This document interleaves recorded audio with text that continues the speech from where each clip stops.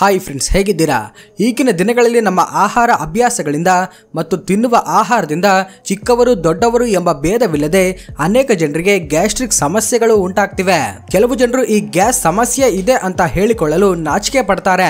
ಆದ್ರೆ ಈ ಗ್ಯಾಸ್ಟ್ರಿಕ್ ಅಂದ್ರೆ ಏನು, ಗ್ಯಾಸ್ ಪೇನ್ ಯಾಕೆ ಬರುತ್ತೆ, ಗ್ಯಾಸ್ ಹೇಗೆ ಉತ್ಪತ್ತಿಯಾಗುತ್ತೆ, ಗ್ಯಾಸ್ಟ್ರಿಕ್ ಪ್ರಾಬ್ಲಮ್ ಬರಬಾರ್ದು ಅಂದ್ರೆ ಏನ್ ಮಾಡ್ಬೇಕು, ಒಂದು ವೇಳೆ ಗ್ಯಾಸ್ಟ್ರಿಕ್ ಪ್ರಾಬ್ಲಮ್ ಇದ್ರೆ ಹೇಗೆ ನಿವಾರಣೆ ಮಾಡ್ಬೇಕು, ಹೃದಯದಲ್ಲಿ ಉರಿ ಯಾಕೆ ಬರುತ್ತೆ, ಹೀಗೆ ಗ್ಯಾಸ್ಟ್ರಿಕ್ ಸಮಸ್ಯೆಗೆ ಸಂಬಂಧಿಸಿದ ಅನೇಕ ವಿಷಯಗಳನ್ನ ಈ ವಿಡಿಯೋದಲ್ಲಿ ತಿಳ್ಕೊಳ್ಳೋಣ. ಹಾಗೇನೆ ನಮಗೆ ಉಂಟಾಗುವ ನೋವು ಗ್ಯಾಸ್ಟ್ರಿಕ್ ನೋವಾ ಅಥವಾ ಹೃದಯಕ್ಕೆ ಸಂಬಂಧಿಸಿದ ನೋವಾ ಅನ್ನೋದನ್ನ ಹೇಗೆ ಕಂಡು ಹಿಡಿಬೇಕು ಅನ್ನೋದನ್ನ ತಿಳ್ಕೊಳ್ಳೋಣ. ಇದರಿಂದ ಈ ವಿಡಿಯೋನ ಪೂರ್ತಿಯಾಗಿ ನೋಡಿ. ನಿಮ್ಮ ಕುಟುಂಬದಲ್ಲಿ ಅಥವಾ ಸ್ನೇಹಿತರಲ್ಲಿ ಯಾರಿಗಾದ್ರೂ ಗ್ಯಾಸ್ಟ್ರಿಕ್ ಸಮಸ್ಯೆ ಇದ್ರೆ ಈ ವಿಡಿಯೋವನ್ನ ಅವರಿಗೆ ಶೇರ್ ಮಾಡಿ. ನಾವು ತಿಂದ ಆಹಾರ ಜೀರ್ಣವಾಗುವಾಗ ಸ್ವಲ್ಪ ಪ್ರಮಾಣದ ಗ್ಯಾಸ್ ಉತ್ಪತ್ತಿಯಾಗೋದು ಸರ್ವೇ ಸಾಮಾನ್ಯ. ಪ್ರತಿಯೊಬ್ಬರಿಗೂ ಸ್ವಲ್ಪ ಪ್ರಮಾಣದಲ್ಲಾದ್ರೂ ಗ್ಯಾಸ್ ಉತ್ಪತ್ತಿಯಾಗುತ್ತೆ. ಇದನ್ನ ಯಾವುದೇ ದೊಡ್ಡ ಸಮಸ್ಯೆ ಅಂತ ಅಥವಾ ತೊಂದರೆ ಅಂತ ಭಾವಿಸುವ ಅವಶ್ಯಕತೆ ಇಲ್ಲ. ಆದ್ರೆ ಕೆಲವೊಂದು ಸಲ ತುಂಬಾ ಹೆಚ್ಚಿನ ಪ್ರಮಾಣದಲ್ಲಿ ಗ್ಯಾಸ್ ಉತ್ಪತ್ತಿಯಾಗುತ್ತೆ. ಹೀಗೆ ಹೆಚ್ಚಾಗಿ ಬಿಡುಗಡೆಯಾಗುವ ಗ್ಯಾಸ್ ಬರ್ಪಿಂಗ್ ಅಂದ್ರೆ ಮೇಲಿಂದ ತೇಗುವುದರ ಮೂಲಕ ಅಥವಾ ಫ್ಲಾಟಸ್ ಅಂದ್ರೆ ಗುದದ್ವಾರದ ಮೂಲಕ ಹೊರಗಡೆ ಹೋಗುತ್ತೆ. ಒಬ್ಬ ಸಾಮಾನ್ಯ ಮನುಷ್ಯನಲ್ಲಿ ಒಂದು ದಿನಕ್ಕೆ 20 ಸಲ ಯಾವುದೇ ಒಂದು ರೀತಿಯಾಗಿ ಗ್ಯಾಸ್ ಹೊರಗಡೆ ಹೋಗುತ್ತೆ ಅಂತ ಡಾಕ್ಟರ್ಸ್ ಹೇಳ್ತಿದ್ದಾರೆ. ಆದ್ರೆ ನಮ್ಮ ದೇಹದಲ್ಲಿ ಗ್ಯಾಸ್ ಅನ್ನೋದು ಹೇಗೆ ಏರ್ಪಡುತ್ತೆ ಅನ್ನೋದನ್ನ ಈಗ ನೋಡೋಣ ಬನ್ನಿ. ನಮ್ಮ ದೇಹದಲ್ಲಿ ಗ್ಯಾಸ್ ಅನ್ನೋದು 2 ವಿಧವಾಗಿ ಏರ್ಪಡುತ್ತೆ. ಅದರಲ್ಲಿ ಮೊದಲನೆಯದು, ಇದು ನಮ್ಮ ದೇಹದಲ್ಲಿ ತಯಾರಾಗೋದಿಲ್ಲ, ನಾವೇ ಬಾಯಿಯ ಮೂಲಕ ತೆಗೆದುಕೊಳ್ತೇವೆ. ನಾವು ಆಹಾರವನ್ನು ತಿನ್ನುವಾಗ ಅಗಿದು ತಿನ್ನುವ ಸಂದರ್ಭದಲ್ಲಿ ನಮಗೆ ಗೊತ್ತಾಗದಂತೇನೆ ಸ್ವಲ್ಪ ಗಾಳಿಯನ್ನ ನುಂಗಿ ಬಿಡ್ತೇವೆ. ಹೀಗೆ ಬಾಯಿಯ ಮೂಲಕ ಸ್ವಲ್ಪ ಗಾಳಿ ನಮ್ಮ ಹೊಟ್ಟೆ ಒಳಗಡೆ ಹೋಗುತ್ತೆ. ಹಾಗೇನೆ ನೀರನ್ನ ಕುಡಿಯುವಾಗ ಅಥವಾ ಕೆಲವರು ವೇಗವಾಗಿ ಆಹಾರವನ್ನ ತಿನ್ನುತ್ತಿರುತ್ತಾರೆ. ಅಂತ ಸಮಯದಲ್ಲಿ ಅಥವಾ ಮಾತನಾಡುತ್ತಾ ತಿನ್ನುವಾಗ, ಚೂಯಿಂಗ್ ಗಮ್ ನ ಅಗಿಯುವಾಗ, ಸ್ಟ್ರಾ ಮೂಲಕ ಕುಡಿದಾಗ, ಸೋಡಾ ಹೆಚ್ಚಾಗಿರುವ ಕಾರ್ಬನೇಟೆಡ್ ಕೂಲ್ ಡ್ರಿಂಕ್ಸ್ ನ ಕುಡಿದಾಗ, ಸ್ಮೋಕಿಂಗ್ ಮಾಡಿದಾಗ ಸ್ವಲ್ಪ ಪ್ರಮಾಣದ ಗಾಳಿ ನಮ್ಮ ಹೊಟ್ಟೆ ಒಳಗಡೆ ಸೇರುತ್ತೆ. ಇಂತಹ ಗಾಳಿಯೆಲ್ಲ ನಮ್ಮ ಜೀರ್ಣಾಂಗದಲ್ಲಿದ್ದುಕೊಂಡು ಕೆಲ ಸಮಯದ ನಂತರ ತೇಗಿನ ರೂಪದಲ್ಲಿ ಬಾಯಿಯ ಮೂಲಕ ಹೊರಗಡೆ ಬರುತ್ತೆ. ಸೊ ತೇಗಿನ ಮೂಲಕ ಹೊರಗಡೆ ಬರೋದು ನಮ್ಮ ದೇಹದಲ್ಲಿ ತಯಾರಾದ ಗ್ಯಾಸ್ ಆಗಿರುತ್ತೆ. ಬಹುತೇಕ ನಾವು ನುಂಗಿದ ಗಾಳಿನೇ ಮತ್ತೆ ಹೊರಗಡೆ ಬಂದಿರುತ್ತೆ. ಎರಡನೆಯ ವಿಧಾನ, ಇದು ನಮ್ಮ ದೇಹದಲ್ಲೇ ತಯಾರಾಗುತ್ತೆ. ನಾವು ತಿಂದ ಆಹಾರದಲ್ಲಿ ಕೆಲವೊಂದು ಸಲ ಸ್ವಲ್ಪ ಭಾಗ ಪೂರ್ತಿಯಾಗಿ ಜೀರ್ಣವಾಗಿರೋದಿಲ್ಲ, ಮುಖ್ಯವಾಗಿ ಕಾರ್ಬೋಹೈಡ್ರೇಟ್ಸ್, ಫೈಬರ್ ನಂತಹವು. ಹೀಗೆ ಚಿಕ್ಕ ಕರುಳಲ್ಲಿ ಜೀರ್ಣವಾಗದ ಆಹಾರ ಅಲ್ಲಿಂದ ದೊಡ್ಡ ಕರುಳಿನ ಒಳಗಡೆ ಹೋಗುತ್ತೆ. ಆದ್ರೆ ದೊಡ್ಡ ಕರುಳಲ್ಲಿ ನಮಗೆ ಒಳಿತನ್ನ ಮಾಡುವ, ನಾವು ತಿನ್ನುವ ಆಹಾರವನ್ನ ಜೀರ್ಣ ಮಾಡುವ ಬ್ಯಾಕ್ಟೀರಿಯಾಗಳು ತುಂಬಾ ಇರುತ್ತವೆ. ಈ ಬ್ಯಾಕ್ಟೀರಿಯಾ ಪೂರ್ತಿಯಾಗಿ ಜೀರ್ಣವಾಗದ ಆಹಾರದ ಮೇಲೆ ಫರ್ಮೆಂಟೇಷನ್ ಅಂದ್ರೆ ಹುದುಗುವಿಕೆ ಎಂಬ ಪ್ರಕ್ರಿಯೆಯನ್ನ ನಡೆಸುತ್ತವೆ. ಇದನ್ನ ಸುಲಭವಾಗಿ ಹೇಳೋದಾದ್ರೆ ಹುಳಿಯಾಗುವಂತೆ ಮಾಡುತ್ತವೆ. ಈ ಪ್ರಕ್ರಿಯೆಯಲ್ಲಿ ಈ ಗ್ಯಾಸ್ ಉತ್ಪತ್ತಿಯಾಗುತ್ತೆ. ಈ ಬಿಡುಗಡೆಯಾದ ಗ್ಯಾಸ್ ನ ಸ್ವಲ್ಪ ಪ್ರಮಾಣದಷ್ಟು ಬ್ಯಾಕ್ಟೀರಿಯಾ ಉಪಯೋಗಿಸಿಕೊಳ್ಳುತ್ತೆ. ಉಳಿದದ್ದು ಫ್ಲಾಟಸ್ ಅಂದ್ರೆ ಗುದದ್ವಾರದ ಮೂಲಕ ಹೊರಗಡೆ ಬಂದು ಬಿಡುತ್ತೆ. ಈ ಗ್ಯಾಸ್ ನಲ್ಲಿ methane, sulphur, hydrogen, carbon dioxide ನಂತಹ ಗ್ಯಾಸ್ಗಳು ಇರೋದ್ರಿಂದ ಕೆಟ್ಟ ವಾಸನೆ ಬರುತ್ತೆ. ಈಗ ಈ ಗ್ಯಾಸ್ಟ್ರಿಕ್ ಸಮಸ್ಯೆ ಹೆಚ್ಚಾದಾಗ ಕಾಣಿಸಿಕೊಳ್ಳುವ ಲಕ್ಷಣಗಳು ಏನು ಅನ್ನೋದನ್ನ ನೋಡೋಣ ಬನ್ನಿ. ಹೆಚ್ಚಾಗಿ ತೇಗು ಬರೋದು, ಫ್ಲಾಟಸ್ ಅಂದ್ರೆ ಗುದದ್ವಾರದ ಮೂಲಕ ಹೊರಗಡೆ ಬರೋದು, ಹೊಟ್ಟೆ ಉಬ್ಬರವಾಗೋದು, ಹೊಟ್ಟೆ ಸಾಮಾನ್ಯಕ್ಕಿಂತ ದೊಡ್ಡದಾಗಿ ಉಬ್ಬುವುದು, ಹೊಟ್ಟೆಯಲ್ಲಿ ನೋವು ಮತ್ತು ಬರುವ ನೋವು ಹೊಟ್ಟೆಯಲ್ಲಿ ಒಂದೊಂದು ಸಲ ಒಂದೊಂದು ಭಾಗದಲ್ಲಿ ಬರೋದು. ಹೀಗೆ ಜಾಗ ಬದಲಾಗ್ತಿದೆ ಅಂದ್ರೆ ಅದು ಗ್ಯಾಸ್ಗೆ ಸಂಬಂಧಪಟ್ಟ ನೋವು ಅಂತ ಅರ್ಥ ಮಾಡಿಕೊಳ್ಬೇಕು. ಆದ್ರೆ ವಾಸ್ತವವಾಗಿ ಈ ಗ್ಯಾಸ್ ನೋವು ಬರಲು ಕಾರಣವೇನೆಂದ್ರೆ ನಮ್ಮ ಹೊಟ್ಟೆಯಲ್ಲಿರುವ ಗ್ಯಾಸ್ ತೇಗಿನ ಮೂಲಕ ಅಥವಾ ಫ್ಲಾಟಸ್ ಮೂಲಕ ಹೊರಗಡೆ ಹೋಗಿ ಬಿಡಬೇಕು. ಹೀಗೆ ಹೋಗದೆ ಈ ಗ್ಯಾಸ್ ಅನ್ನೋದು ಜೀರ್ಣಾಂಗ ವ್ಯವಸ್ಥೆಯಲ್ಲಿ ಯಾವುದೋ ಒಂದು ಭಾಗದಲ್ಲಿ ಸಿಲುಕಿಕೊಂಡು ಸರಿಯಾಗಿ ಕದಲದೆ ಇದ್ದಾಗ ಈ ಗ್ಯಾಸ್ ಕಾರಣದಿಂದ ನೋವು ಬರುತ್ತೆ. ಈಗ ಈ ಗ್ಯಾಸ್ ಪ್ರಾಬ್ಲಮ್ ಬರಲು ಕಾರಣವೇನು ಅನ್ನೋದನ್ನ ನೋಡೋಣ ಬನ್ನಿ.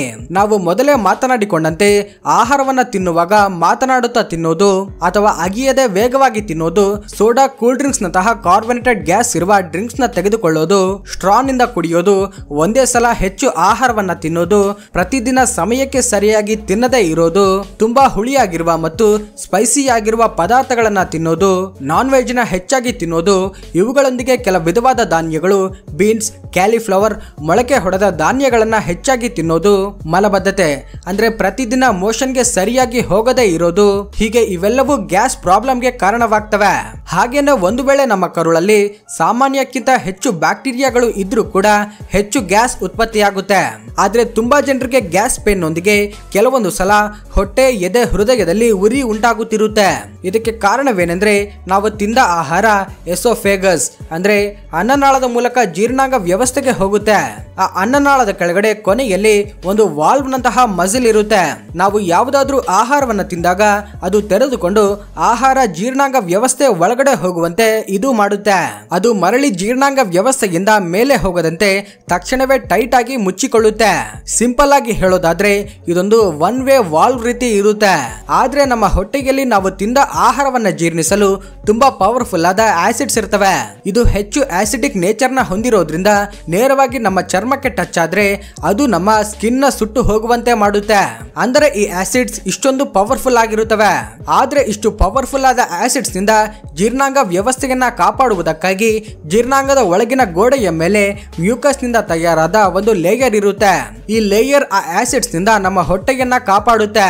ಕೆಲವರಲ್ಲಿ ಈ ಅನ್ನನಾಳದ ಕೊನೆಯಲ್ಲಿ ಟೈಟ್ ಆಗಿರಬೇಕಾದ ಈ ಮಸಲ್ ಲೂಸ್ ಆಗಿರೋದ್ರಿಂದ ಅಥವಾ ರಿಲ್ಯಾಕ್ಸ್ ಆಗಿರೋದ್ರಿಂದ ಅಥವಾ ಹೊಟ್ಟೆಯಲ್ಲಿರುವ ಗ್ಯಾಸಸ್ ಮೇಲಕ್ಕೆ ಫ್ರೀ ಆಗಿ ಬರೋದ್ರಿಂದ ಈ ವಾಲ್ವ್ ಓಪನ್ ಆಗಿ ಒಂದೊಂದು ಸಲ ಜೀರ್ಣಾಂಗದಲ್ಲಿರಬೇಕಾದ ಆಸಿಡ್ಸ್ ಅನ್ನನಾಳದ ಹೊರಗಡೆ ಹೋಗುತ್ತೆ. ಆದ್ರೆ ಈ ಅನ್ನನಾಳವನ್ನ ಆಸಿಡ್ಸ್ ನಿಂದ ರಕ್ಷಿಸಲು ಮ್ಯೂಕಸ್ ಲೇಯರ್ ಇರೋದಿಲ್ಲ. ಇದರಿಂದ ಈ ಆಸಿಡ್ಸ್ ಅನ್ನನಾಳದ ಒಳಗಿನ ಚರ್ಮಕ್ಕೆ ತಾಕುವುದರಿಂದ ಎದೆಯಲ್ಲಿ ಉರಿ ಉಂಟಾಗುತ್ತೆ. ಇದನ್ನ ರಿಫ್ಲೆಕ್ಸ್ ಅಂತ ಕರೀತಾರೆ. ಇದು ಆಗಾಗ ನಮ್ಮ ಜೀವನದಲ್ಲಿ ನಡೀತಾನೆ ಇರುತ್ತೆ.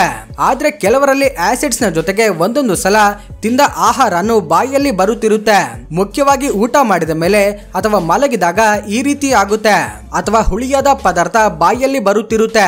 ಹೀಗೆ ಅಪರೂಪವಾಗಿ ಒಂದೊಂದು ಸಲ ನಡೆದ್ರೆ ಏನೂ ಆಗೋದಿಲ್ಲ. ಆದ್ರೆ ಪದೇ ಪದೇ ಇದೇ ರೀತಿ ಆಗ್ತಾ ಇದ್ರೆ ಒಂದು ಸಲ ನೀವು ಡಾಕ್ಟರ್ ಹತ್ರ ಹೋಗೋದು ಒಳ್ಳೆಯದು. ಕೊನೆಯದಾಗಿ ಗ್ಯಾಸ್ ಪ್ರಾಬ್ಲಮ್ಸ್ ಬರಬಾರ್ದು ಅಂದ್ರೆ ಏನ್ ಮಾಡ್ಬೇಕು ಅಥವಾ ಗ್ಯಾಸ್ ಪ್ರಾಬ್ಲಮ್ ಇದ್ರೆ ಹೇಗೆ ಕಂಟ್ರೋಲ್ ಮಾಡ್ಕೋಬೇಕು ಅನ್ನೋದನ್ನ ಈಗ ತಿಳ್ಕೊಳ್ಳೋಣ ಬನ್ನಿ. ಮೊದಲನೇದಾಗಿ ನೀರನ್ನ ಹೆಚ್ಚಾಗಿ ಕುಡಿತಾ ಇರ್ಬೇಕು. ಅದರಲ್ಲೂ ಉಗುರು ಬೆಚ್ಚಗಿನ ನೀರನ್ನ ಕುಡಿದ್ರೆ ಇನ್ನೂ ಒಳ್ಳೆಯದು. ಎಲ್ಲರೂ ತಣ್ಣನೆಯ ನೀರನ್ನ ಕುಡಿಯಲು ಇಷ್ಟಪಡ್ತಾರೆ.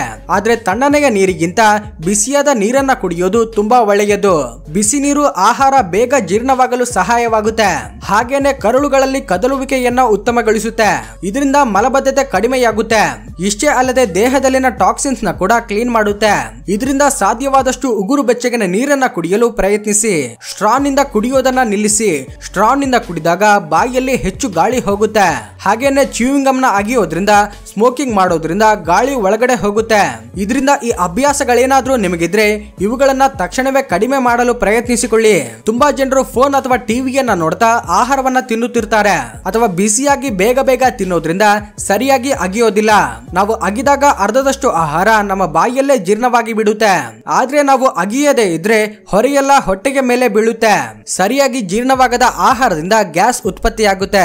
ಇದರಿಂದ ಆಹಾರವನ್ನ ಚೆನ್ನಾಗಿ ಅಗೆದು ತಿನ್ನಿ. ಹಾಗೇನೆ ತಿನ್ನುವಾಗ ಮಾತನಾಡುವುದನ್ನ ಕಡಿಮೆ ಮಾಡಿ. ಒಂದೇ ಸಲ ಹೆಚ್ಚು ಆಹಾರವನ್ನ ತಿನ್ನಬೇಡಿ. ಇದರ ಬದಲಾಗಿ ಸ್ವಲ್ಪ ಸ್ವಲ್ಪ ಆಹಾರವನ್ನ ಹೆಚ್ಚು ಸಲ ತಿನ್ನಿ. ಒಂದೇ ಸಲ ಹೆಚ್ಚು ಆಹಾರವನ್ನ ತಿಂದ್ರೆ ನಾವು ತಿಂದ ಆಹಾರಕ್ಕೆ ಜೀರ್ಣಾಂಗದಲ್ಲಿ ಕದಲಲು ಆಗದೆ ಇಕ್ಕಟ್ಟಾಗಿರುತ್ತೆ. ಇದರಿಂದ ಆಹಾರ ಸರಿಯಾಗಿ ಜೀರ್ಣವಾಗೋದಿಲ್ಲ. ಹೊಟ್ಟೆಯಲ್ಲಿ ಸ್ವಲ್ಪ ಖಾಲಿ ಜಾಗ ಇದ್ರೇನೆ ಸುಲಭವಾಗಿ ಜೀರ್ಣವಾಗುತ್ತೆ. ಗ್ಯಾಸ್ ಹೆಚ್ಚಾಗಿರುವ ಕಾರ್ಬನೇಟೆಡ್ ಡ್ರಿಂಕ್ಸ್ ನ, ಸ್ಪೈಸಿ ಫುಡ್ಸ್ ನ, ಜಂಕ್ ಫುಡ್ಸ್ ನ ತಿನ್ನಬೇಡಿ. ಇವು ತಿನ್ನಬಾರದು ಅಂತ ನಮ್ಗೆಲ್ರಿಗೂ ಗೊತ್ತು. ತಿಂದ ಮೇಲೆ ಹೊಟ್ಟೆಯಲ್ಲಿ ಎಷ್ಟು ತೊಂದರೆಯಾಗುತ್ತೆ ಅನ್ನೋದು ಗೊತ್ತು. ಆದ್ರೂ ಕೂಡ ನಾಲಿಗೆಯನ್ನ ಹತೋಟಿಯಲ್ಲಿಡಲು ಆಗದೆ ತಿಂದು ಬಿಡುತ್ತೇವೆ. ಇದರಿಂದ ಗ್ಯಾಸ್ ಪ್ರಾಬ್ಲಮ್ ಇರುವವರು ಇವುಗಳಿಂದ ದೂರ ಇರಬೇಕು. ಗ್ಯಾಸ್ ನ ಹೆಚ್ಚಾಗಿ ಬಿಡುಗಡೆ ಮಾಡುವ ಬ್ರಾಕೋಲಿ, ಕ್ಯಾಲಿಫ್ಲವರ್, ಕ್ಯಾಬೇಜ್ ಅಂತಹ ಪದಾರ್ಥಗಳನ್ನ ಕಡಿಮೆ ಮಾಡಬೇಕು. ಬೀನ್ಸ್, ಬೆಳ್ಳುಳ್ಳಿಯಂತಹ ಪದಾರ್ಥಗಳಿಂದ ಕೂಡ ಗ್ಯಾಸ್ ಹೆಚ್ಚಾಗಿ ಉತ್ಪತ್ತಿಯಾಗುತ್ತೆ. ಇವುಗಳನ್ನ ಪೂರ್ತಿಯಾಗಿ ಬಿಡಲು ಆಗದೆ ಇದ್ರೂ ಕೂಡ ಸ್ವಲ್ಪ ಪ್ರಮಾಣದಲ್ಲಿ ತಿನ್ನೋದನ್ನ ಕಡಿಮೆ ಮಾಡೋದು ಒಳ್ಳೆಯದು. ವಾಕಿಂಗ್, ಯೋಗ, ವರ್ಕೌಟ್ ಗಳನ್ನ ಮಾಡಿ. ದೇಹಕ್ಕೆ ಫಿಸಿಕಲ್ ಆಕ್ಟಿವಿಟಿ ಇದ್ರೆ ಕರುಳಲ್ಲಿ ಸ್ಟ್ರಕ್ ಆದ ಗ್ಯಾಸ್ ಕದಲಿ ಹೊರಗಡೆ ಹೋಗಲು ಸಹಾಯವಾಗುತ್ತೆ. ಒಂದು ವೇಳೆ ಗ್ಯಾಸ್ ನೋವು ಬರುತ್ತಾ ಇದ್ರೆ ನೋವು ಬರುತ್ತಿರುವ ಭಾಗದ ಹತ್ರ ನೆಮ್ಮದಿಯಾಗಿ ಮಸಾಜ್ ಮಾಡಿಕೊಳ್ಳಿ. ಇದರಿಂದ ಒಳಗಡೆ ಇರುವ ಕರುಳುಗಳ ಮೇಲೆ ಒತ್ತಡ ಏರ್ಪಟ್ಟು ಕದಲುವಿಕೆ ಉಂಟಾಗಿ ಗ್ಯಾಸ್ ಪೇನ್, ಹೊಟ್ಟೆ ಹಿಡಿದುಕೊಂಡಂತೆ ಆಗೋದು ಇವೆಲ್ಲವೂ ಕೂಡ ಕಡಿಮೆಯಾಗುತ್ತವೆ.